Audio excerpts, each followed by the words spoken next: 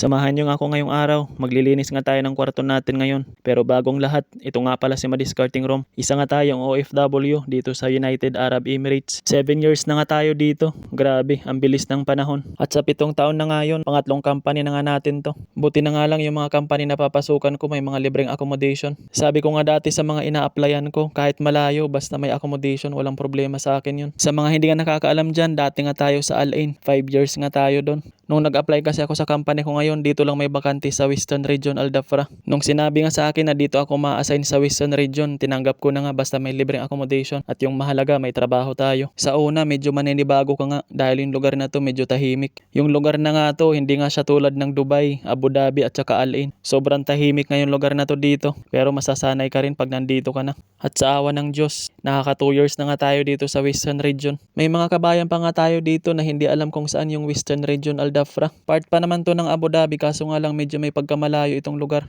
Sa mga kabayan nga natin dyan na gustong pumunta dito sa Western Region, pwede nga kayo mag-bus. Sabihin nyo nga lang doon sa bus station, Madinat Said, diretso na yan dito sa bus station ng Western Region. 30 dirhams nga yung babayaran nyo sa ticket. At balik na nga tayo dito sa kwarto natin. Yung ka-roommate ko nga natapos na nga yung kontrata niya. Kaya inilipat ko nga yung bed ko doon sa pinagpistuhan niya. Hindi na nga tayo nakapag-video kanina habang nililipat natin yung bed natin doon sa kabilang side. Bago nga siya umalis dito, may mga gamit nga siyang binigay sa atin kagaya ng cabinet. At saka itong kinakabit ko dito sa may kwarto ko, bigay niya nga din to sa atin. Yung cabinet nga na binigay niya sa atin, pinangharang ko nga doon sa may harapan.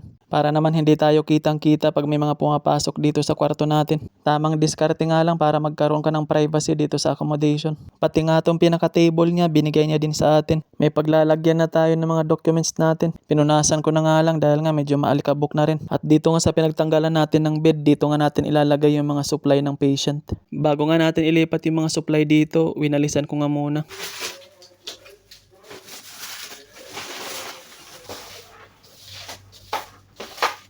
Dahan-dahan nga lang natin nilipat itong lagayan natin ng mga supplies. Medyo sira na nga rin to. Kung matagal ka na nga nanonood ng mga vlog ko, pinaglagyan ko nga to ng mga damit ko dati. Pagdating nga sa mga supply ng patient natin, medyo may pagka-organize tayo. Mahirap ngayong sabog-sabog, lalo na't minsan yung mga amo natin dumadalaw dito sa accommodation natin. Kaya sinisigurado ko talaga lahat ng mga supply ko dito organized at may mga label. Pagkatapos nga natin ayusin yung mga supply ng patient, sinilip ko nga muna dito sa kabilang kwarto. Nalinisan ko na nga din to ng mga nakarang araw. Nakaready na nga yung mga bed para dun sa mga bagong staff natin dito. Next week nga may mga paparating tayo dito na male staff na mga caregiver. May mga nakuha nga tayo doon sa vlog natin noong mga nakarang araw. Doon nga pala sa mga followers natin na walang sawang sumusuporta sa mga vlog natin. Maraming salamat nga sa inyong lahat. Pag umabot ka nga sa vlog na to, pa-comment naman kung taga saan ka para lang malaman natin kung hanggang saan na umaabot yung mga vlog natin.